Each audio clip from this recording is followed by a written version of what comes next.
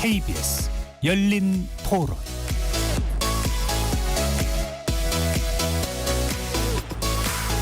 안녕하십니까. KBS 열린 토론 배종찬입니다. 제33회 파리올림픽이 오늘로 13일차에 접어들었습니다. KBS TV로 밤잠 설쳐가며 올림픽 경기 많이 보고 계시죠.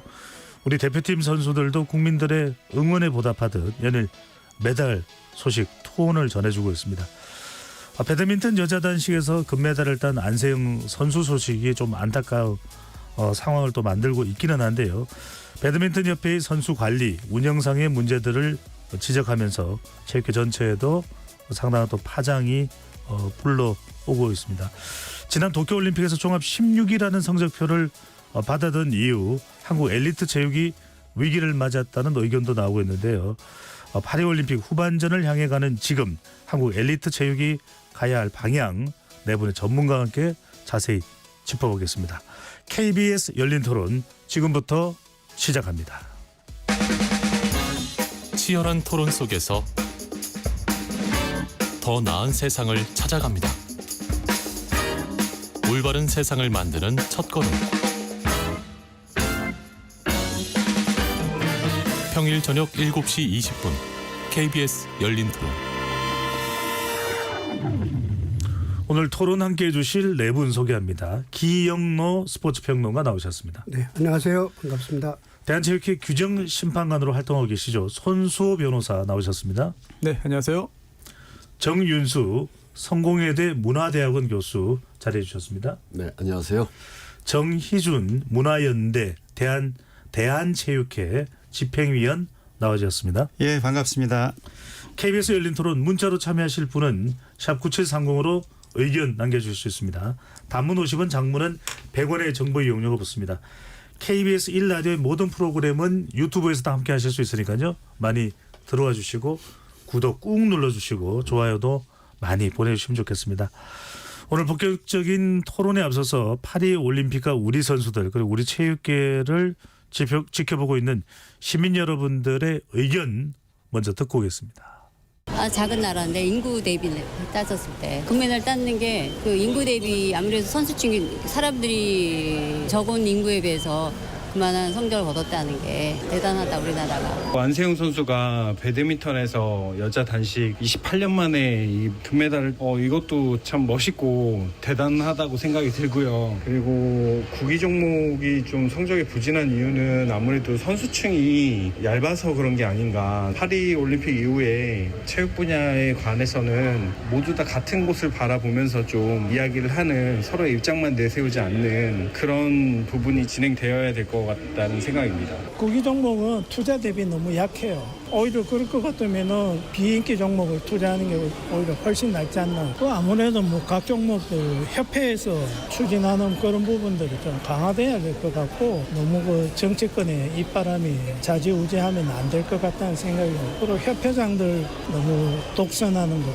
하다 보니까 축구 종목이라든지 수영 종목이라든지 이런 거 보면 협회 바람이 너무 입김이 센 것 같아요. 근데 뭐 옛날만큼은 아닌데 요즘은 이제 인기 있는 종목만 사람들이 몰리니까 근데 뭐 돈이 되는 종목만 사람이 몰리고 그러니까 나라에서 좀 인기 없어도 나라에서 많이 지원을 해주고 해야 되는데 그렇게 안 된다는 거는 좀 안타깝죠. 역시 한국이구나. 이제는 한국도 스포츠 강국이 됐구나. 그냥 어디 분야에서 거의 메달은 따고 있고 좋은 성적을 내고 있는 거 보면은 이제는 스포츠 강국이 됐구나라고 생각을 하고 있어요. 부상 조심하시고 항상 좋은 성적 저희로서 항상 감사드리고 있고요. 조심해서 복귀하셨으면 좋겠습니다. 국가대표 선수들 시민분들의 올림픽에 대한 반응도 상당히 뜨거운데요.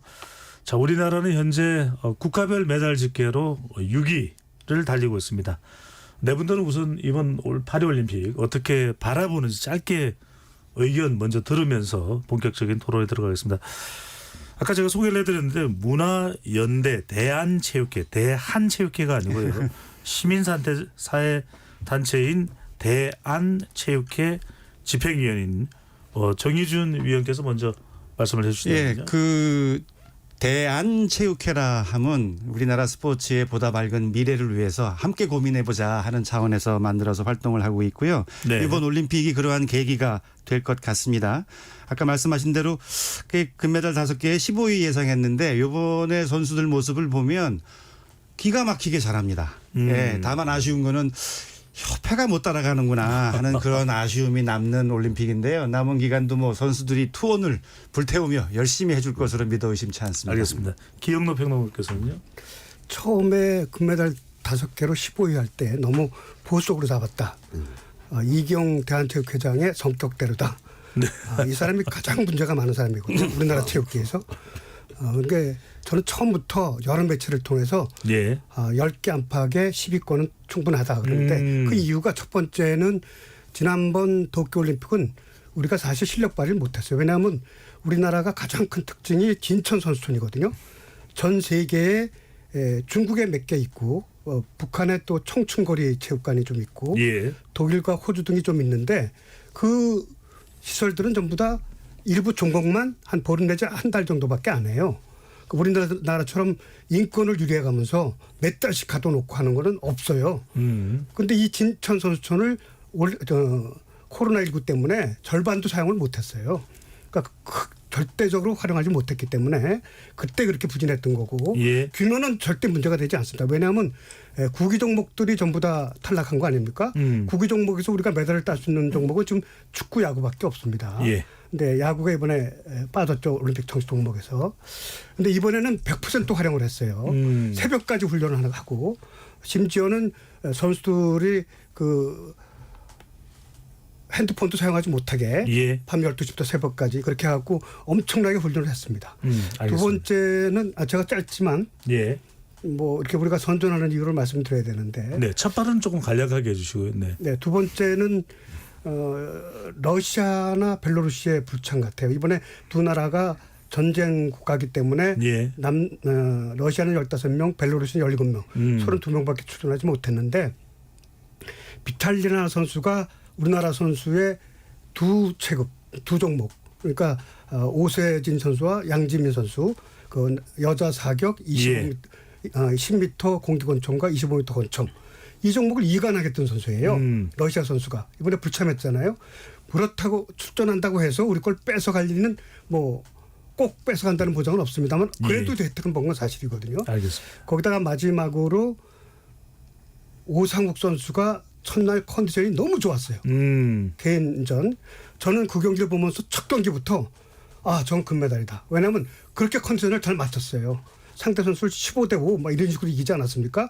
누가 봐도 저건 다 이기는 경기예요. 예. 1m 92의 천안 미남 선수가 빠른 동작으로 두 다리 벌려가면서 예. 엄청나게 컨디션이 좋았는데 그 컨디션이 좋았던 이유가 8월 1일 날 3일 후에 단체전에서 1대1로 졌어요. 그 선수는. 예. 90명씩 돌아가면서 하는데 1승 2패로 졌거든요.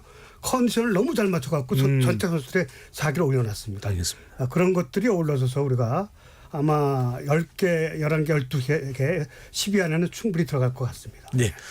참고로 오늘 청취자분들께 그리고 유튜브 시청자분들께 네 분 패널의 의견은 개인 의견이니까요. 참고해서 들어주시면 좋겠습니다. 손수 변호사는요? 네. 사실 이런 올림픽 같은 큰 이벤트가 예전에 비해서는 인기가 좀 떨어진 것 같긴 합니다. 그리고 많은 언론에서도 대회 직전까지도 야 이거 올림픽 하는 거 맞냐 분위기가 안 산다 그런 얘기를 했었는데 또 막상 시작하니까 또 국민들의 관심이 또 모이기도 하고 또 성적이 좋으니까 많은 분들이 또 즐거워하는 것 같아요. 그래서 뭐 성적이 좋은 요인들 다양하게 있겠습니다만 좋은 점은 살리고 또 아쉬웠던 점은 좀 고치는 그런 계기가 좀 있었으면 좋겠습니다. 예. 정 교수님께서는? 네. 세 분께서 거의 뭐 정답에 가까운 말씀 다 주셔서 거기서 좀 빠져있는 얘기 한두 개만 첨언을 하면 올림픽을 중계하는 방식이 많이 변했다라는 생각이 우선 들어요. 예. 그래서 우리 KBS를 포함해서 여러 방송사들의 캐스터들이 해설을 하거나 중계를 하는 데 있어서 과거의 성차별적인 표현이라든지 지나친 국위선양 방식의 표현이라든지 완전히 사라지지 않았지만 그래도 굉장히 많이 개선됐다는 점도 이번 올림픽의 하나의 분기점이고 네. 또 하나는 뭐 20, 30년 전에는 금메달을 따면 바로 현지 우리 고국에 있는 가족들하고 연결을 했습니다. 연결을 해서 하영주 선수 어머님 나와 계시죠 해서 하영주 선수와 어머님은 눈물로 서로 LA 올림픽 때인가요? 네, 네. 막 그랬었는데 세상이 어느덧 3, 40년 변하면서 일단 우리 선수 가족들이 현지에 있는 경우가 많고 이 가족의 보살핌과 뜨거움을 우리가 다 알기 때문에 그것을 제3, 제4 강조하는 경우가 많이 줄어들었어요. 이건 뭐냐면 20세기에 있었던 우리 스포츠의 한 축의 국가주의와 예. 한 축의 가족주의가 어느 정도 많이 누그러지면서 선수 개인의 성취에 주목하는 올림픽으로 지금 변하고 있다. 이런 생각이 드는데요. 예. 여기 한 가지 첨언을 한다면 이번에 이틀 전인가요? 하루 전에 그 현지에서 이기흥 대한체육회장이 발언을 했습니다. 예. 발언의 핵심이 굉장히 성취가 좋지 않습니까? 그 성취를 뭐 여러 가지도 언급하셨지만 지난 1월에 있었던 해병대 훈련의 성과다. 이렇게 표현을 했는데 그렇게 표현하는 것은 굉장히 위험하다. 해병대 훈련에 대해서 그때도 찬반 양론도 있었지만 지금 선수들 해병대 훈련에 입소했던 명단과 현재 참여하고 있는 대표팀 명단을 제가 비교도 해봤습니다. 예. 해병대 훈련에 참여해서 열렬히 표창도 받고 해병대 훈련에서 굉장히 한 선수들 중에 대표팀에 최종적으로 선발되지 못한 선수도 많습니다. 그리고 해병대 훈련에 참여해서 KBS 뉴스 같은 데서 인터뷰를 했던 여서정 선수 같은 경우도 예. 얼마 전에 안타깝게 이제 그 성적이 원하는 만큼 나오지 못했습니다. 여성철 선수의 딸이죠. 예, 예. 그러니까 지금 이 선수들의 성취는 젊은 지도자들과 과학적인 시스템과 젊은 선수들의 획기적인 어떤 에너지들, 내면의 힘들 여기에 주목해야 되는데 협회와 뭐 개별 협회와 전체 협회장들이 본인들의 어떤 결정과 결단에 의해서 이루어진 것처럼 하는 것은 아직은 좀 아쉽다. 예. 네, 그런 생각이 알겠습니다. 듭니다. 차근차근 하나씩 좀 짚어보겠습니다. 먼저 손수 변호사께 지금 많은 국민들의 관심이 일단 올림픽은 폐막은 아닙니다. 오는 11일까지 네. 올림픽 열전은 계속해서 진행이 되는데요. 안생 선수 정말 우리 국민들이 고대하는 금메달을 따고 나서 협회 관련된 발언이 상당히 지금 일파만파 커지고 있는데 손 변호사께서 구체적으로 어떤 내용인지를 좀 요약 정리를 해 주신다면요. 네, 금메달 딴 직후에 언론 앞에서 이야기를 했기 때문에 많은 분들이 좀 놀라기도 했고요. 또 그 내용 자체도 또 충격적이기도 했는데 우선 선수의 입장은 이랬죠. 부상 관련해서 체계적인 관리가 이루어지지 못했다라는 아쉬움을 이야기했고요. 그리고 또 결국 운동은 혼자 하는 게 아니라 누군가의 지도를 받는 경우가 많잖아요. 특히나 예. 국가대표팀의 감독, 코치 등이 있는데 이런 체계라든지 또는 코칭의 어떤 시스템에 있어서의 아쉬운 점도 토로를 했습니다. 뭐 단식이라든지 복식 이야기도 했죠. 또 그 외에도 사실 협회가 선수들이 최선의 어떤 경기력을 보이는 데 있어서 보이도록 하기 위해서 여러 가지 역할들을 해야 되는데 좀 아쉬운 점이 있었다. 이런 이야기를 했고 또 여기에 대해서는 오늘 조금 전에 또 협회가 또 아주 자세한 또 반박 자료를 내기도 했습니다. 예, 관련된 이야기 내부가 좀 해봐야 될 것 같습니다. 대한배드민턴협회 협회장은 먼저 귀국을 해서 왜 그러는지 나도 잘 모르겠다라면서 이제 협회장이 반박 자료를 내기도 했고 안생 선수의 발언은 7년 동안 이를 악물면서 이것을 이야기해 하고 싶었다라는 것도 이야기를 했었고요. 자, 안세영 선수와 협회 간의 갈등 정희준 위원께서는 어떤 부분에 좀 주목을 하고 있습니까? 일단 그 안세영 선수가 작심 발언을 할 그 시기에 내용을 좀 좁혀보면 이거예요. 지난 7년간 참았다. 내 원동력은 분노다. 그러니까 지금 이번에 금메달을 딴 것은 이제 그러한 자신의 이제까지의 억눌렸던 그런 감정들이 이제 분출되면서 가능했다고 하는 얘기인데요. 예. 안세영 선수가 이야기한 게 종합을 해보면 딱 세 가지입니다. 하나가 뭐냐면 지금 이제 손 변호사님이 언급을 해주셨지만 협회가 선수를 보호하지 않는다라는 겁니다. 항저우의 아시안 게임 때 2년 전에 부상 투혼으로 무릎의 고통을 딛고도 금메달을 이제 획득을 했거든요. 예. 근데 이제 협회의 진료, 그러니까 협회가 주선한 진료에 따르면 이틀에서 5일 정도면은 재활하면 이건 낫는다라고 얘기를 해서 그 며칠 후에 이제 정말 대회 출전을 한 거예요. 오히려 더 악화가 돼서 그 고통을 지금까지도 안고 이번 대회에 참가를 이제 했던 거죠. 그리고 이제 많은 언론이 보도를 했습니다만은 이제 협회 임원들은 비즈니스석 타고 다니면서 이제 공짜로 해외여행하고 두 번째는 협회가 선수들을 너무 통제하려 든다. 그러니까 묶어두려고 하는 거죠. 이번에 논란이 된 규정이 이거죠. 대표팀 아니면 국제대회 출전이 안 되고 그래서 선수들은 결국 대표팀에 1년 내내 묶여 있어야 되는데 개인 자격으로 국제대회 출전을 하려면 국가대표 5년 이상 그리고 여자 선수 경우에는 27살이 넘어야 돼요. 예. 이게 혹은 그러니까 영어로 or가 아니고 and입니다. 이 두 가지 조건이 모두 다 충족이 돼야 되고 그나마 그것도 협회의 허락을 받아야 되는 거죠. 예. 최종적으로는. 그렇다면 그 기준이라면 안세영 선수도 개인 자격으로 출전할 수는 지금 현재 기준으로는 앞으로 5년 동안은 국제대회 출전은 국가대표가 아니면 안 되는 안 되는 거죠. 것이고요. 다른 나라 네. 선수들과는 다르게. 마지막으로 세 번째가 안세영 선수가 이런 얘기를 했어요. 수년째 바뀌지 않는 훈련 방식. 이 국가대표 선수들은 외국에 많이 나가기 때문에 같이 나가서 출전하는 다른 나라 선수들을 많이 보거든요. 훈련하는 모습을. 보면 이 선수들도 우리 선수단 감독 코치들의 실력을 그대로 알죠. 근데 결국 안 선수가 7년 동안 국가대표 선수 생활을 해오면서 훈련 방식도 바뀌지 않는다. 특히 예. 단식과 복식은 훈련 방식이 달라야 되는데 그건 너무나 당연한 거거든요.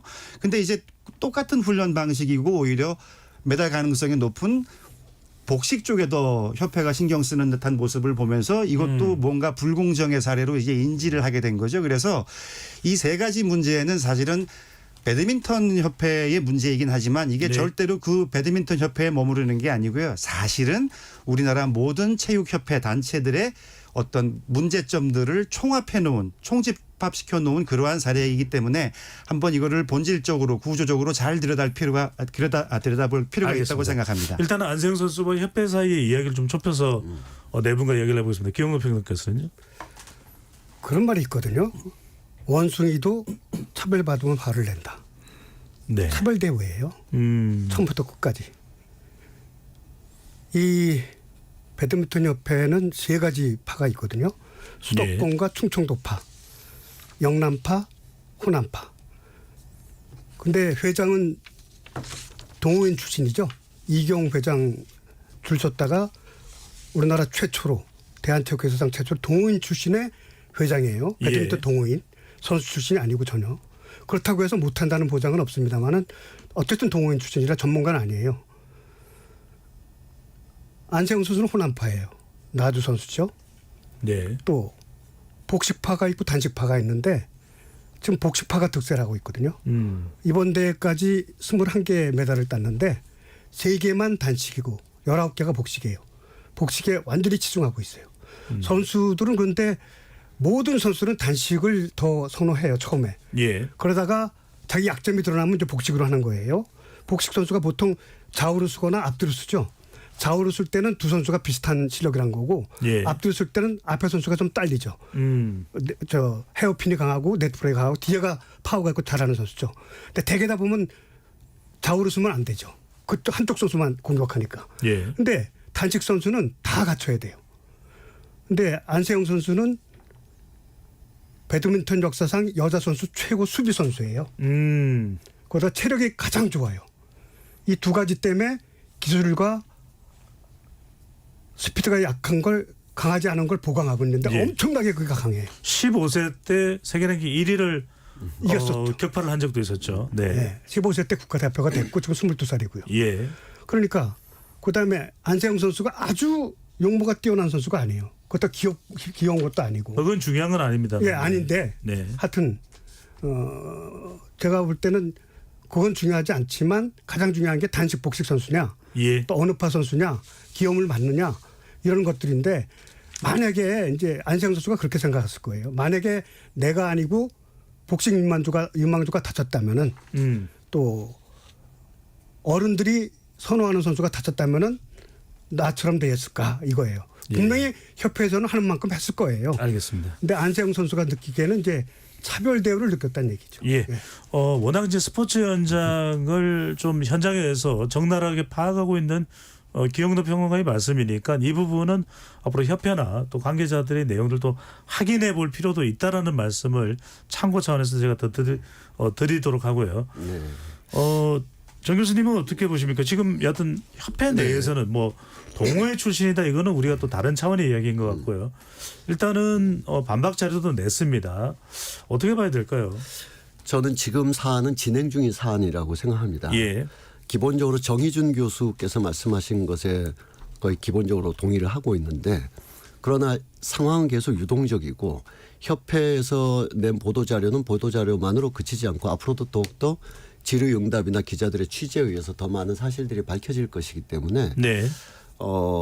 굉장히 위험한 상황임에는 틀림없다.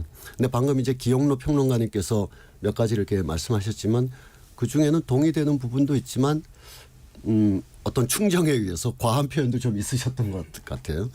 어떤 파 같은 경우는 굉장히 조심스러운 그 이야기이기도 하고. 예. 근데 저는 그런 측면보다는 이번에 공항에 오늘 낮에 이제 시차를 두고 입국을 하면서 협회장이 이렇게 발언을 했었습니다.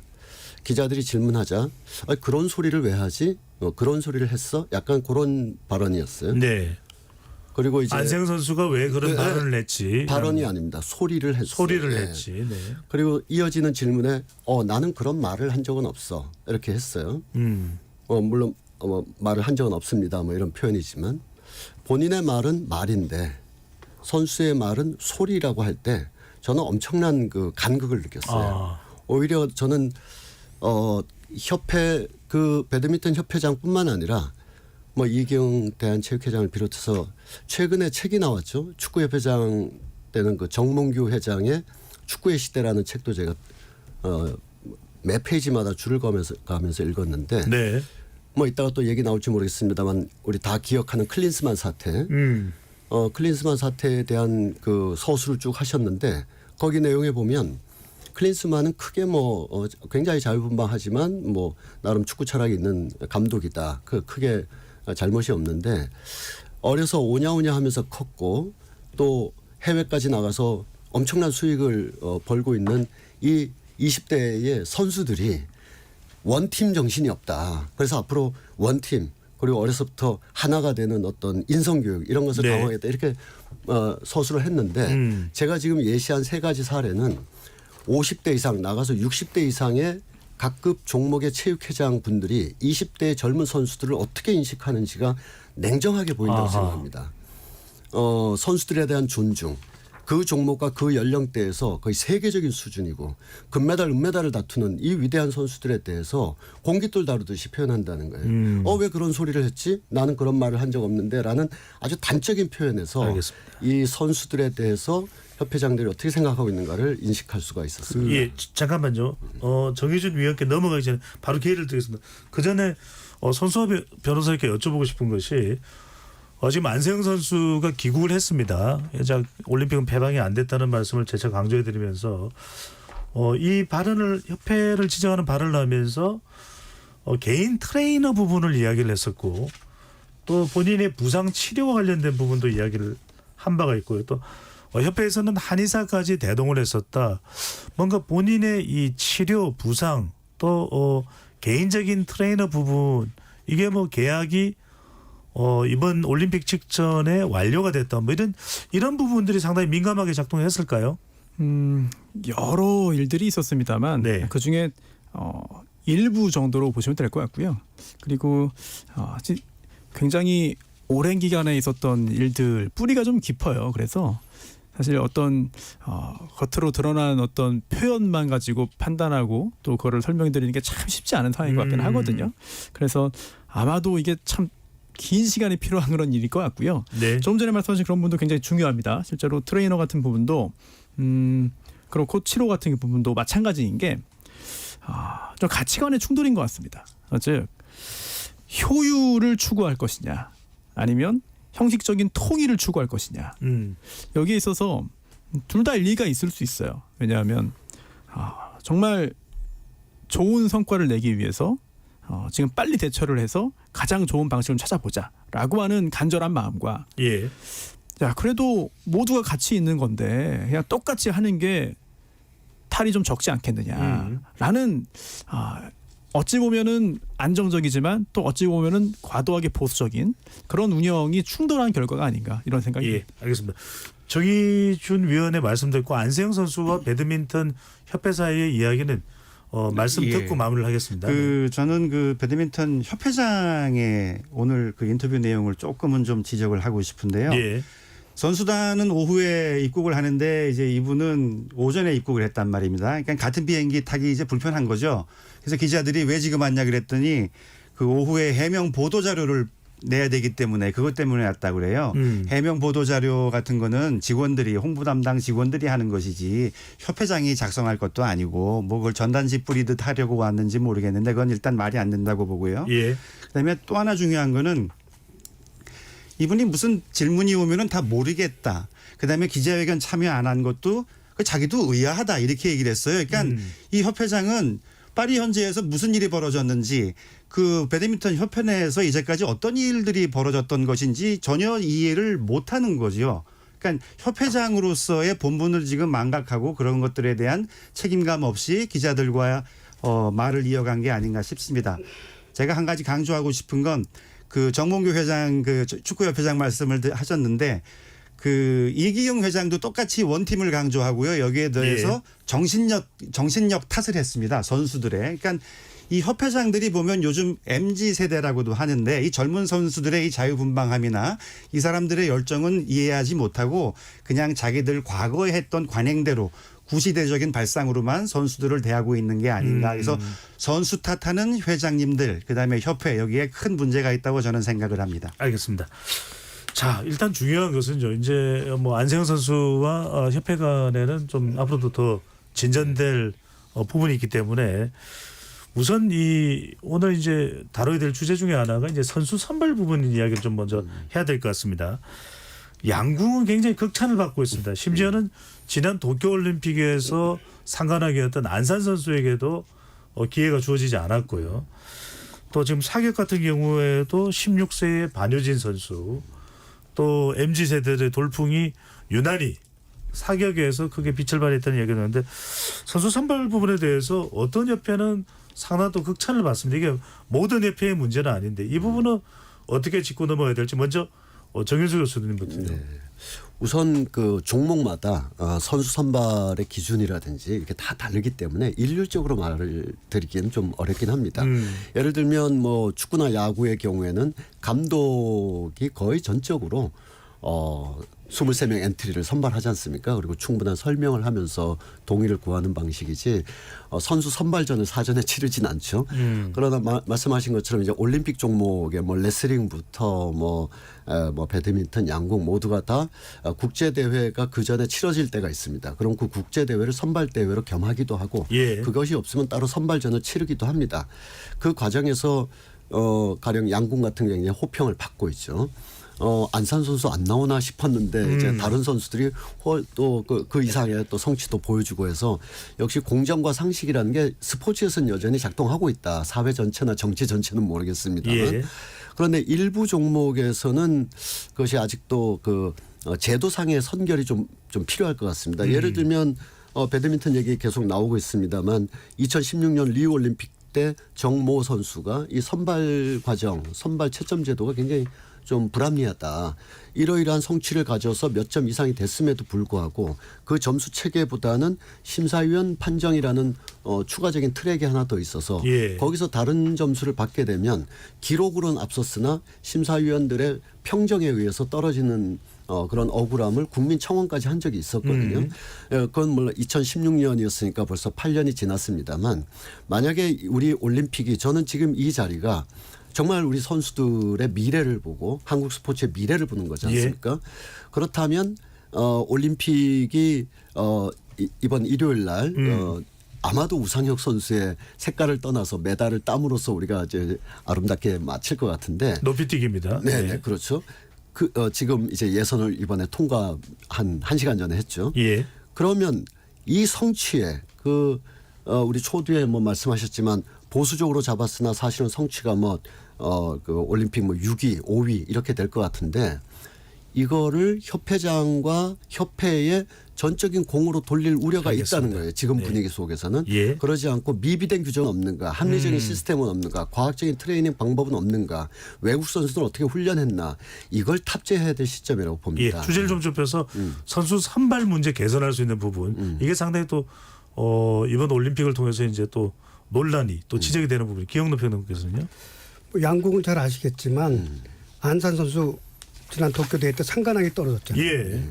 모든 선수가 4,000발 이상 쏴야 돼요. 선발이 되려면. 그러니까 양궁은 전 세계에서도 이렇게 공정한 거 없어요. 올림픽에서 스포츠와 메달 공정과- 따는 것보다 대한민국 양궁 국가대표 그건 선수가 되는 게 더 그건 어렵다. 어렵죠. 예. 네. 그걸 갖다 벤치마킹한 게 사격이에요. 원래는 60발 쏘고 60점으로 끝냈는데 그게 아니고 지금 보면 결선 방식 있죠. 하나씩 떨어지는 거. 그 방식을 도입했어요. AI도 도입하고 또 선수들이 심리적 이 사격이 체력이 필요 없는 것 같죠. 절대 그렇지 않습니다. 이게 흔들리지 않으려면 체력이 더 좋아야 돼요. 예. 그러니까 체육과 음식 관리도 하고 해서 사격 이번에 좋은 성적 올리고 있는데 그러니까 공정하면 돼요. 모든 종목이든지. 근데 제가 조선체육회라고 대한체육회 전신이 1920년에 생겼으니까 124년 전이죠. 일제 강점기요. 예. 네. 그런 것부터 오늘 현재까지 가장 불공정한 사례가 하나 있어요. 어떤 겁니까? 육상과 수영이 가장 공정할 줄 알았죠. 기록으로 하면 되니까. 예. 100m 1분 오고 59초면 누구 선발해야 돼요? 59초 선발해야 되죠. 예. 근데 우리나라에 그런 불공정 사례가 있었어요. 앞으로 도저히 있어서는 안 되는 게. 공정. 성민이라는 선수가 있었어요. 박태환 전에 우리나라 최고 배영 선수예요. 수영 선수군요. 네, 아시아 정상급 선수예요. 근데 바른 말을 많이 했어요. 우리나라 124년 동안에 가장 말 맞고 탈 만한 게 수영연맹이거든요. 징역까지 산 전무자도 많고. 알겠습니다. 네. 그런데 그 성민 선수가 미국과 한국을 오갔던 선수예요. 본거지를. 근데 이 선수를 갖다 탈락시키라고 대회 날짜를 틀리게 보낸 거예요. 일부러. 아하. 이 선수가 나중에 기겁을 해갖고 한국에 와서 선발전에 참가 못하게 하고 이게 말이 되느냐. 예. 그런 적이 있었습니다. 그게 알겠습니다. 대한수영연맹입니다. 알겠습니다. 2009년에 있었던 거예요. 예. 정 의원께서 보시기에는 공정한 너무나 공정하지 않은 거죠. 예, 알겠습니다. 정 의원께서는 선수 선발 개선 어떤 부분이 좀 집중이 돼야 될까요? 그 안산 선수 사례가 나왔는데요. 만약에 이제 다른 협회 어떤 협회 같았으면은 탈락하더라도 안산은 국제 대회용이다 해서 억지로 데리고 갔을 거예요. 근데 예. 이제 이 양궁연맹은 그렇게 하지를 않은 거죠. 그러니까 양궁연맹은 선수 선발을 그냥 점수로만 합니다. 그래서 다른 것들이 개입할 여지가 없어요. 그런데 배드민턴 경우에는 뭐가 문제냐면 선수들의 이제까지의 경기 대회 성적을 가지고 누적 점수, 그러니까 승점을 내고요. 예. 여기 50%. 그다음에 심사위원들이 하는 평점이 또 50%예요. 근데 이제 이 기록에 의한 정량 평가는 다 비슷비슷해요. 그러다 보니까 막 소수점으로도 막 갈리고 그러거든요. 근데 이제 이 정성 평가는 인간이 하는 정성 평가는 예를 들어서 어떤 선수는 최고점 주고 미운 선수는 최저점 줘버리면은 수십 점 차이가 납니다. 문제가 생기죠. 그거 하나로 다 뒤집어져요. 그래서 이러한 그 인간 팩터를 조금 최소화하는 그러한 것이 필요한데 이 배드민턴 협회 경우에 승점 50% 평가 점수 심사위원회에 의한 평가 점수 50% 이거는 조작이나 그 왜곡의 가능성이 너무 큰 거죠. 그래서 이게 잘 운영이 된다면 모르겠는데 이렇게 배드민턴 협회는 이게 한 번이 아니거든요. 몇 번씩 벌써 이런 그 문제가 발생했기 때문에 이런 평가 방식을 가지고 있는 협회들은 이건 문체부든 어디서든 이건 꼭 들여다봐야 된다고 생각을 합니다. 알겠습니다. 제가 한마디 덧붙이고 좀 짧게 해주시면요. 네. 네. 그래서 종목을 우리가 스포츠 평론가들이 세계적으로 분류를 해요. 예. 육상과 수영을 메인 종목. 육상의 100m는 더 메인 중에 메인 종목이에요. 지금 우리가 텔레비전 보면은 아이디 카드 있죠. 예. 기자들 차고 나오는 거. 이게 한 나라당 뭐 몇백 장, 몇천 장 나오는데 100m, 육상 100m 결승전 하는 날은 한 나라에 20명밖에 안 돼요. 그렇게 차별 대우합니다. 알겠습니다. 그런데 이 정경은 선수가 2021년에 지금 정 교수께서 말씀하신 그런 억울함을 호소했었죠. 예. 자기가 9승 4패인데 7승 7패한 선수가 선발이 됐어요. 이건 불합리하다. 그러면 아까 말한 50% 평가할 때 그 평가 내용을 보여달라. 못 보여줬어요. 그 배드민턴 연맹이 그랬습니다. 알겠습니다. 자, 손수저 변호사는 또 법조인이시니까요. 지금 문화체육관광부는 올림픽이 끝나는 대로 협회에 대해서 물론 이제 배드민턴 협회도 포함되겠습니다만 감사에 나서겠다, 들여다보겠다는 것인데 이럴 때 문화체육관광부가 일시적이 아니라 좀 본질적으로 근본적으로 개선을 위해서는 어떤 부분이 좀 초점이 맞춰져야 될까요? 너무 넓은 범위의 문제이기 때문에 뭐 초점이라는 게 존재하기 힘든 것 같습니다. 왜냐하면 아까 선수 선발 방식에 대해서도 말씀을 지적을 해주시기는 했습니다만. 네네. 일단 단체의 운영 자체부터 좀 꼼꼼하게 볼 필요가 있어요. 왜냐하면 내부 통제가 기대만큼 철저하지 않은 경우들이 많거든요. 예. 그리고 또 인력 구성이라든지 또는 자금 집행 이런 부분들에 있어서 그동안 여러 문제들이 나오고 있었거든요. 그렇다면 지금 과연 그런 문제가 사라졌느냐? 그럴 가능성은 높지 않아 보이고 그렇다면 줄어들었느냐? 그렇게 기대합니다만 계속해서 문제가 나오는 걸 보면은 좀 부정적인 그런 생각을 할 수밖에 없는데요. 이번에 굉장히 좀 어찌 보면 좋은 기회가 오기도 한 것 같습니다. 그래서 그냥 덮고 넘어가고 그냥 서로 뭐 같은 일을 하는 사람들이라고 동료 의식으로 넘어가기보다는 정말 스포츠를 좋아하는 사람이면 스포츠가 좋은 길로 가도록 좀 노력을 해야 되거든요. 문체부에서도 문제가 있다는 걸 분명히 인지를 하고 있을 겁니다. 예. 그렇다면 좀 철저하게 이번에는 시간을 뭐 정해두지 않고 시한을 정해두지 않고 또 범위도 미리 정하지 않고 좀 넓은 범위로 좀 조치를 좀 취했으면 좋겠습니다. 정 교수님 어느 부분에 좀 집중적으로 봐야 될까요? 뭐 선수 선발 방식, 재정, 또 협회 지도부의 운영 방식, 뭐 여러 가지가 있을 텐데요. 네, 그렇긴 합니다. 그래서 방금 그 손 변호사님께서 이렇게 좀 중장기적인 계획이 가능한 조사가 필요하다 이렇게 하셨는데 그렇다고 조사하러 가서 중장기적인 얘기 해봅시다 할 수는 없잖아요. 아주 작은 팩트들부터 검토를 해야 되거든요. 그러면 당장 이제 배드민턴 안세영 선수와 연관돼서 안세영 선수가 제기했던 한 서너 가지의 문제들이 구체적으로 뭐가 연관되어 있는지 또 그동안의 불평등이나 아까 기영로 평론가님께서 말씀하셨던 선수 선발 과정의 공정성과 평가 방식이 개선사항은 없는지 봐야 되겠죠.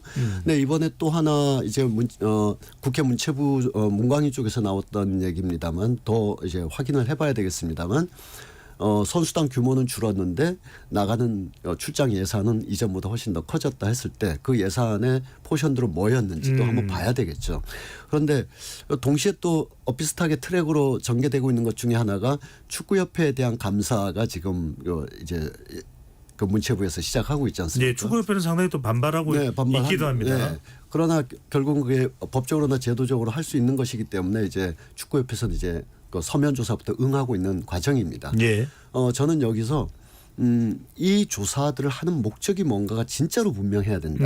안 그러면 정말 펑퍼짐한 얘기하다가 끝이 날 수도 있고 다 세금을 가지고 아주 뛰어난 그 조사를 해내야 되는 것이거든요. 예. 그러면 축구협회가 됐든 배드민턴 협회가 됐든 어디가 됐든 간에 문체부에서 조사 또는 감사를 한다고 했으면 아주 목록이 구체화되어야 된다. 우선 선발이나 평가 방식이나 선수단 훈련 프로그램에 대해서 정밀하게 들여다봐야 될 것이고요.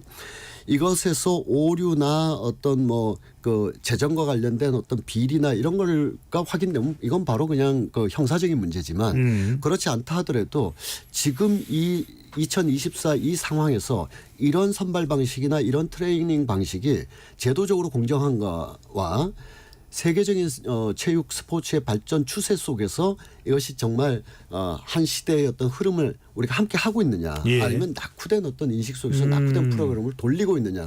낙후된 인식과 낙후된 프로그램 때문에 낙후된 평가 방식이 활용되는 거거든요. 예. 이 모든 걸 클리닝하게 좀 봐야 될 겁니다. 예, 이거를 좀 축약해서 말씀을 드리자면 행정 부분이랑 선수 경기 부분으로 좀 나눠볼 수 있을 것 같습니다. 그래서 이제 행정 부분이라면은 협회의 그 행정을 하면서 뭐 원래 목적과 다른 예산의 전용, 수의 계약, 시설 보수, 광고 계약 같은 게 충분히 문제가 될 수 있거든요. 뭐 들리는 얘기들은 굉장히 또 많죠.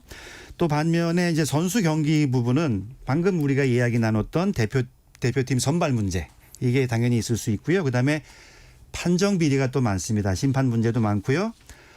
우리나라 그 선수들 어린 나이서부터 사실은 본인이 모르는 사이 승부 조작에도 많이 개입하게 됩니다. 그래서 이러한 점들도 협회가 들여다봐야 되는데 사실 이제 이런 법적인 문제도 문제지만 제가 아까 이제 말씀드렸지만 선수들은 대회 출전하는 선수들은 이코노미석 타고 가는데 임원들은 공짜 해외여행하는 건 이제 비즈니스석 타고 가고 오늘도 마침 뉴스가 나왔는데 양궁장에서 지역체육회 임원들이 소란을 피워서 거기 있던 한국 관중이 굉장히 부끄러웠다. 예. 이런 얘기를 하거든요. 사실 지금 이제 정 교수님 말씀하신 대로 예산이 좀 이번에 선수는 줄었는데 많이 늘었다더라 이런 얘기가 지금 많습니다. 근데 왜 이런 식으로 지역체육회 임원들이 많이 갔는지 이것도 사실은 들여다봐야 되는데 여기에 대해서도 예. 여러 가지 의구심을 갖는 분들이 많이 있죠. 알겠습니다.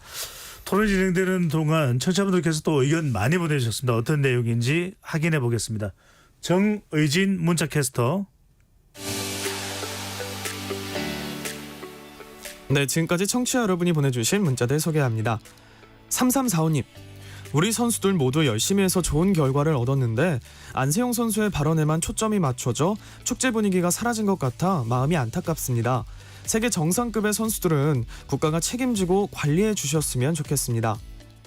2857님, 무엇보다 체육단체, 협회의 목적과 역할을 분명히 해야 합니다. 스포츠협회는 유소년 선수 발굴 및 선수들의 기록 향상을 위해 일해야 합니다. 협회를 위한 협회는 없어져야 합니다. 고인물은 썩기 마련이듯 협회 임원들도 자주 바뀌어야 한다고 봅니다. 이상규님, 양궁협회만 빼면 우리나라 체육협회들은 비리와 부패로 얼룩져 있는 것 같습니다. 지금부터라도 제대로 된 관리 감독이 필요한 것 같습니다 해주셨고요. 1802님, 안세용 선수의 작심 발언을 들은 뒤 배드민턴협회의 조직도를 보게 되었습니다. 10수명이 되는 이 사진만 보아도 얼마나 방만하게 운영되는지 알 수 있겠더군요. 이제부터라도 선수 보호와 양성에 집중하고 파벌 싸움은 이제 그만해 주시길 바랍니다. 5292님, 금메달만 딴다고 다는 아닙니다. 시대는 바뀌고 있는데 훈련 방식이나 선수 선발, 양성 과정이 구시대적 방식을 유지하고 있습니다. 체육계는 지금 속으로 골마가고 있는 것 같습니다. 시대의 변화에 맞게 시스템 변화와 내부 개혁이 필요합니다라고 보내주셨네요. 네, KBS 열린 토론, 이 시간은 영상으로도 생중계하고 있습니다. 유튜브에 들어가셔서 KBS 일라디오 또는 KBS 열린 토론을 검색하시면 지금 바로 토론하는 모습 보실 수 있습니다. 방송을 듣고 계신 여러분이 시민 농객입니다. 계속해서 청취자 여러분들의 날카로운 시선과 의견 보내주세요. 지금까지 문자캐스터 정의진이었습니다.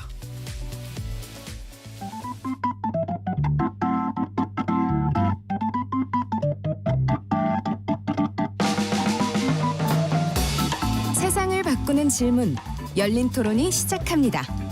KBS 열린 토론은 언제나 열려 있습니다. 단문 50원, 장문 100원의 유료 문자 샵 9730, 그리고 KBS 어플리케이션 콩으로 여러분의 의견을 남겨주세요. KBS 열린 토론 2부 이어가겠습니다. 스튜디오에 손수호 변호사, 정윤수 성공회대 문화대학원 교수, 정희준 문화연대 집행위원, 시민단체입니다. 기영로 스포츠평론가 네 분과 함께하고 있습니다. 1부에서는 이번 파리올림픽 관련된 이슈들에 대해서 이야기를 해봤고요. 그렇다면 어떻게 앞으로 한국 체육 개선되고 또 더 부흥시켜 나가야 될지 이 부분에 대해서 집중적으로 토론을 해보겠습니다. 자, 중요한 건 과연 이번 올림픽의 성적을 보면서 엘리트 체육의 위기인가, 위기가 아닌가, 또 위기라면 뭐 또 바뀌어야 되는 건가, 엘리트 체육으로 돌아가야 되는 건가, 그게 아니라 다른 방향으로 가기 위한 과정으로 봐야 될지 네 분과 이야기 나눠보겠습니다. 엘리트 체육의 위기인가요? 아니면 어떻게 개선하기 위해는 우리가 거쳐가야 될 과정일까요? 기평론 교수 먼저 말씀해 주시죠. 먼저 말씀드리기 전에 아까 특정 선수의 용모를 얘기한 거 좀 지나친 것 같습니다. 예, 우리 청취자분들께서 양해를 해주시길 부탁드리겠습니다. 네. 그리고 엘리트 체육은 항상 옛날부터 과거부터 올림픽이 열릴 때나 국제대회 열릴 때마다 문제가 되었던 겁니다. 네. 빙산의 일각이 아니냐. 지금 하나의 사실 올림픽이나 아시안게임 같은 거 월드컵은 초인들의 대결이거든요. 초인이 탄생하기 전까지는 수많은 희생자가 있다는 겁니다. 그러니까 만약에 한 날에 100m 10초에 뛰는 선수가 있다면은 그 못 미치는 선수가 수천 명이라는 얘기죠. 그런 선수들이 나갈 방향을 우리가 잡지 못한다는 얘기입니다. 그러니까 특정 선수가 나오기까지의 그 탈락하는 사람들, 그 많은 사람들이 그 한 외길만 걸었기 때문에 다른 길을 찾지 못하는 방향을 잡지 못하는 그런 그 길 잃은 철새들을 어떻게 우리가 방향을 잡아줘야 되느냐. 예. 이게 큰 문제인 것 같습니다. 네. 물론 이제 금메달을 따는 선수 또 메달을 따는 선수도 있지만 지금 우리 스포츠계 또 올림픽을 봤을 때 정 교수님 엘리트 체육의 위기입니까 아닙니까? 지금 현상적으로는 지금 우리가 6위까지 하고 있으니까 야 도쿄올림픽보다 훨씬 더 2배 이상의 성취 10위권 이내의 도약 이렇게 말할 수 있습니다. 예. 물론 우리는 모두가 다 스포츠를 소화하고요. 성취낸 선수들뿐만 아니라 좀 아쉽게 머문 선수들까지 우리는 존경과 격려를 다 하지 않습니까? 스포츠 다 사랑하고. 그러나 엘리트 체육의 위기가 온 것은 분명합니다. 저는 정말 이번에 이 선수들의 값진 노력과 성취에 의해서 엘리트 체육의 위기 나가서 국가 스포츠 정책 전체가 위기에 처해 있는데도 불구하고 올림픽의 성취로 그것이 가려져서는 안 된다라고 생각합니다. 그리고 이 올림픽의 성취는 엘리트 체육의 새로운 길을 보여준과 동시에 우리 올림픽, 우리 스포츠의 정책이 어디로 가야 되는지를 다시 또 보여주기도 하는 것입니다. 그건 뭐냐 하면 제가 뭐 시간 관계상 뭐 일일이 다 말씀을 그 청취자분들께 못 드려서 송구합니다만 예. 우선 FIFA나 IOC, 특히 IOC가 국제 스포츠의 패러다임이나 올림픽의 패러다임을 10여 년 전부터 크게 방향 전환을 하고 있습니다. 특히 도쿄올림픽을 앞두고 2020 도쿄 어젠다 2020이라는 걸 발표하면서 예. 올림픽과 스포츠가 사회와 함께 할 것, 선수들의 인권과 교육권과 문화권이 보장이 돼야 될 것, 그리고 그 우리가 인류 공동체가 직면하고 있는 수많은 문제가 있지 않습니까? 환경, 생태, 분쟁, 재앙, 혐오, 차별 이것을 올림픽과 스포츠가 제어는 못할 망정 촉진시켜서는 안 된다. 그래서 올림픽과 스포츠가 사회 속으로 들어가고 인류 공동체의 문제와 하나가 될 때 가치만 실현되는 것이 아니라 엘리트 체육의 새로운 일자리가 늘어난다. 아까 우리 기영로 평론가님께서 잘 지적해 주셨습니다만 한 명의 선수가 나오려면 99명의 선수가 어디론가 사라지지 않습니까? 우리나라에서만 그런 거예요. 다른 나라에서는 공부하면서 스포츠하고 스포츠하면서 공부하다 보니까 잘해 그리고 원래 하던 전공을 찾아서 가거든요. 예. 근데 우리들은 한 명의 메달리스트와 한 명의 대표 선수만 주목하다 보니까 99명의 그 외나무 사다리만 탔던 선수들이 갈 데가 없는 거예요. 그림자, 어둠. 네. 이 선수들에 대해서 FIFA나 IOC가 다 알고 있거든요. 우리나라 대한체육회나 특히 현 정부의 문체부의 유인촌 장관이 아주 놀라운 인식을 최근 몇 번 보여주고 있어서 어떤 부분입니까?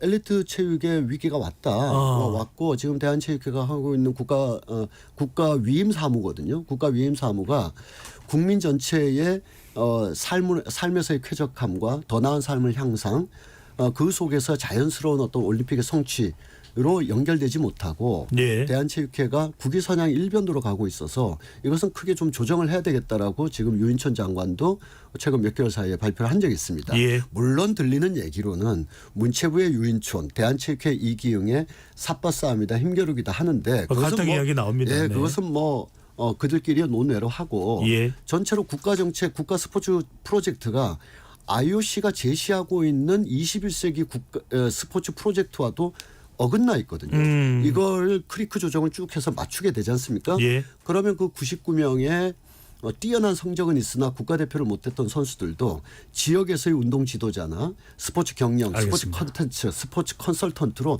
충분히 나갈 수 있습니다. 예. 이거를 못하고 막아놓고 있는 상황이 엘리트 체육의 위기라고 저는 생각합니다. 금메달만 또 세계적 대회에서의 메달만 지향하는 스포츠에서는 좀 벗어날 필요가 있다. 저변을 확대할 필요가 있다. 오랫동안 이야기되었던 것인데 이것과 관련된 주제를 좀 깊숙이 들어가 보겠습니다. 손 변호사님. 네. 최근에 이제 신유빈 선수는 고등학교를 진학하지 않았습니다. 이른바 학습금과 그다음에 엘리트 체육 이런 이야기가 나오는데 출석 인정 제도가 축소됐다. 무엇입니까 이 내용이요? 학생이면서 엘리트 체육 아주 훌륭한 성과를 내는 선수들이 꽤 많죠. 앞으로도 많을 건데 그런데 학교를 다니다 보면은 결국 수업을 들어야 됩니다. 그리고 학력이 인정받기 위해서는 최소 그 출석 일수가 정해져 있거든요. 예. 그런데 대회에 출전하다 보면은 그 날짜를 다 맞추지 못하는 경우가 많고요. 이런 경우에 그 훈련 참여나 또는 대회 참여 일자를 출석으로 인정해주는 그런 출석 인정 일수 제도가 있는데요.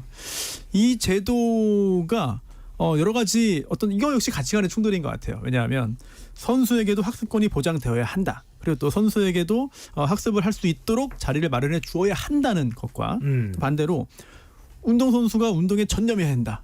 그리고 운동선수가 운동을 할 수 있도록 오히려 보장해줘야 된다. 이런 것들이 항상 좀 충돌을 하고 있는데요. 그러다 보니까 이 일수가 계속 변하고 있습니다. 예. 이제 국정농단 관련자로 인해서 이게 문제가 또 지적되면서 이 인정 일수가 줄어들었거든요. 그러다가 이제 최근에는 조금씩 또 이제 늘고 있는 그런 상황이기 때문에 학생 선수들에게 미치는 영향이 굉장히 크고 또 예전에 학생 국가대표 선수가 있었어요. 수영에. 예. 학교 시험 보러 간다고 선수촌으로 나간다고 그랬습니다. 근데 그거 못 나가게 해가지고 결국 국가대표 그만둔 적이 있거든요. 아하. 여러 가지 정말 논쟁거리가 바로 이 학생 선수의 학습권 관련된 논란이죠. 정 교수님 말씀하시고 기영로 평론가로 가겠습니다. 네. 제가 손 변호사님 주장에 한 가지는 반박하고 한 가지는 보완하고 그렇게 예. 해보겠습니다. 그러니까 우리가 그 중고등학교의 학생들을 학생으로 볼 거냐 선수로 볼 거냐 하는 건 가치관의 충돌의 측면도 있습니다. 그래서 거기에는 약간 보완적인 얘기를 한다면 이게 가치관의 충돌로 보면 문제의 현실의 어떤 진흙탕이 잘 안 보인다. 왜냐하면 아니 학생이기 때문에 기본적인 공부는 해야 되지 않느냐라는 가치와 예. 이미 미래가 방향이 결정됐는데 운동할 시간에 교실에 가 있으면 어떡하냐. 얘는 운동으로 더 성공할 애다. 이렇게, 학생이다. 예, 이걸 축약해서 학습권과 운동권이라고 한다면 가치관의 측면의 충돌로도 보입니다. 그러나 현실을 더 깊숙이 들어가면 이 아이들이 교실로 가면 갈수록 현실의 지도자들과 체육회의 시간과 재원과 역할이 줄어듭니다. 그것은 아주 작게는 생계와도 연관이 되어 있습니다. 예. 그러니까 이게 가치관의 충돌이라기보다는 우리 현장의 지도자들과 체육을 오랫동안 하셔서 그걸로 후진을 양성하는 많은 사람들의 이 안정된 생계와 생태계, 건강한 생태계를 보장하지 못하고 있는 상황에서 이해 충돌. 네. 이분들이 학생이 교실로 자꾸 가면 한마디로 당일날 훈련 일수 수당도 안 나오게 되는 겁니다. 네. 제가 수당이라고 해서 너무 좁게 들어서 너무 죄송한 말씀입니다만 이 선수들을 계속 보호 내지는 훈련 내지는 좀 심한 말로 장악을 하고 있어야만 되는 이 현실 속에서 학습권과 운동권이 충돌되는 것처럼 보일 뿐 사실은 그 밑에는 현장 지도자분들의 현실적인 어려움들을 왜곡해서 주장하는 경우가 너무나 많다. 예. 이거 하나 말씀드리고요. 수정해야 될 사항은 이제 그 국정농단과 관련해서 아마 정유라 선수의 그 언급이 이렇게 됐을지 모르겠습니다만 그 사안은 뭐 작은 계기였고 실은 우리가 선수이기 전에 학생이기 때문에 기본적으로 최소한의 공부는 해야 된다는 예. 그 정책적 노력이 굉장히 꾸준하게 전개되어 왔고 그래서 2019년 스포츠 혁신위원회에서 그렇게 결정한 것이다. 알겠습니다. 권고한 것이다. 네, 예. 그렇게. 네. 김평론가께서는 이 체자학력제 어떻게 보시는지요?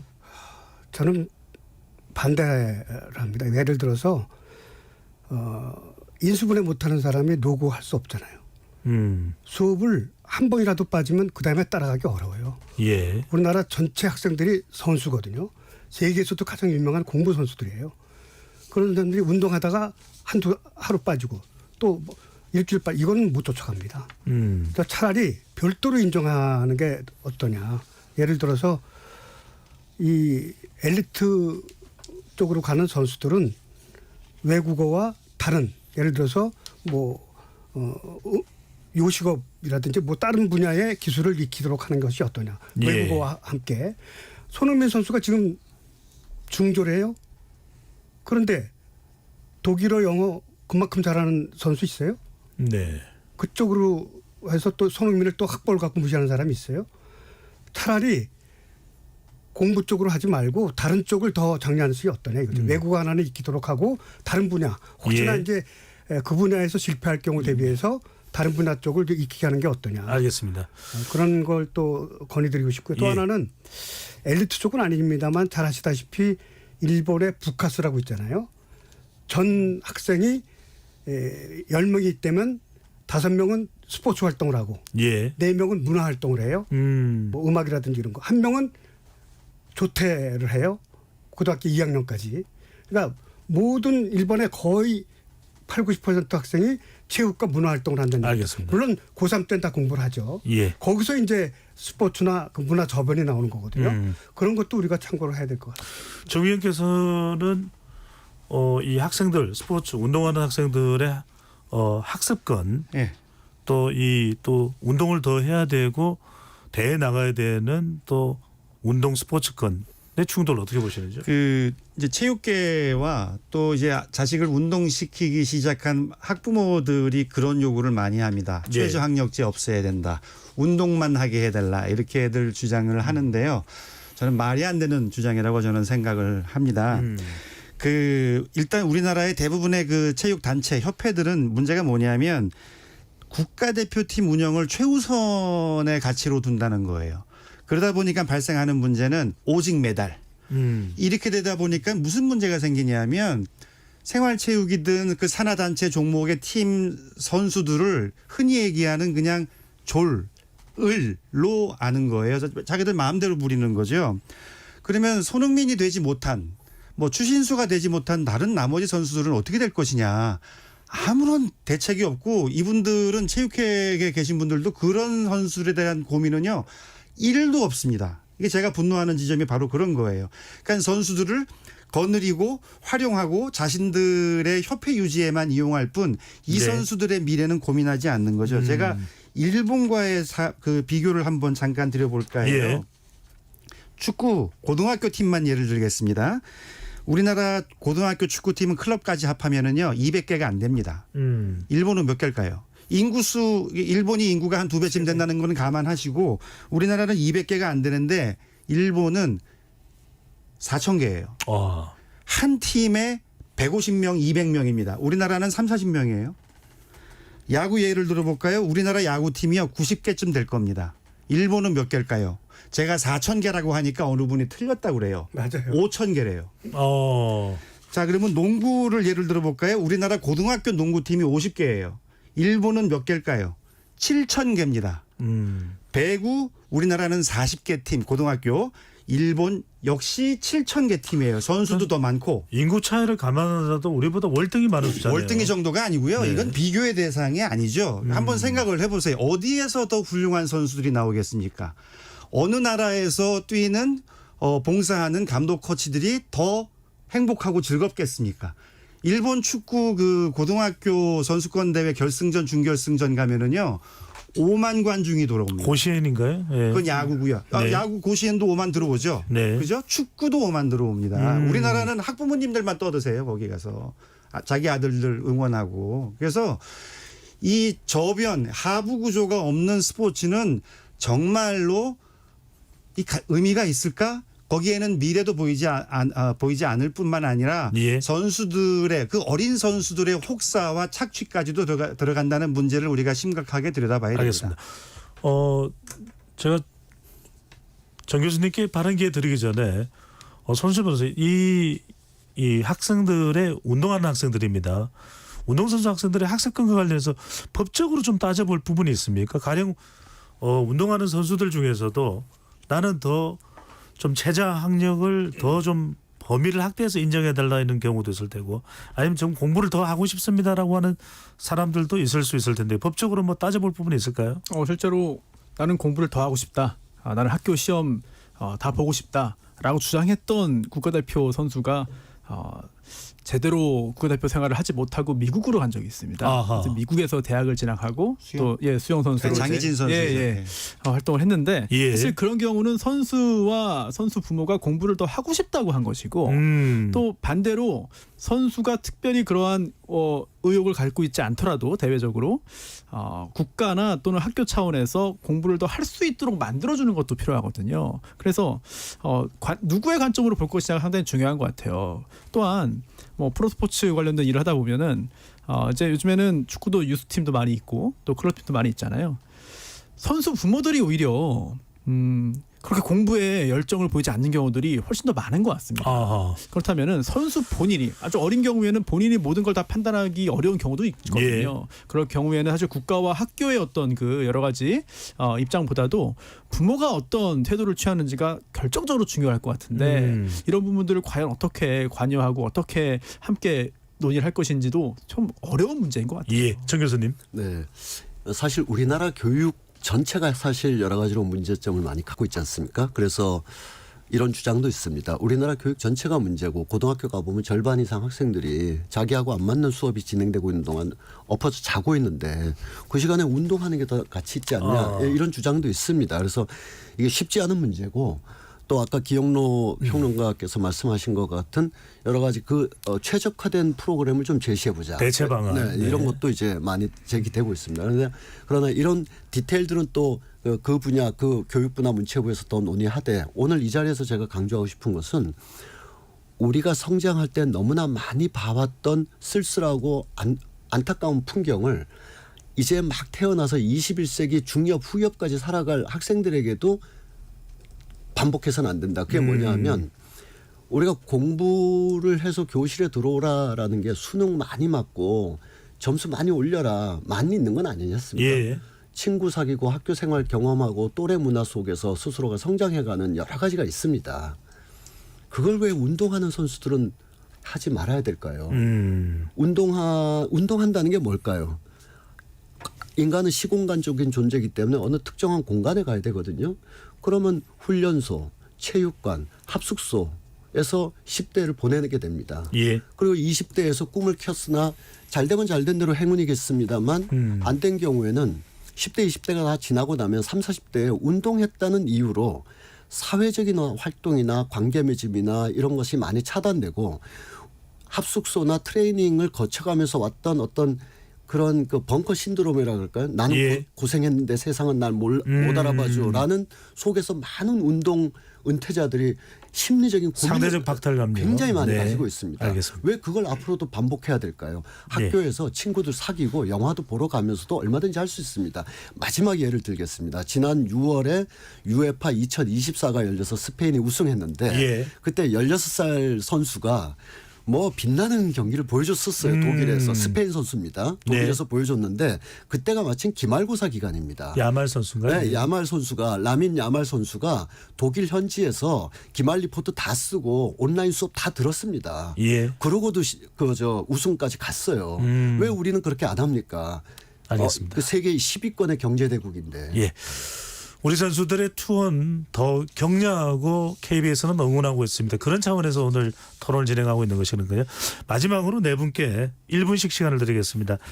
정말 우리에겐 중요한 문제입니다. 늘 해왔던 이야기 저변학대 그리고 체육계의 업그레이드 어떻게 가능할까요? 먼저 손 변호사부터요.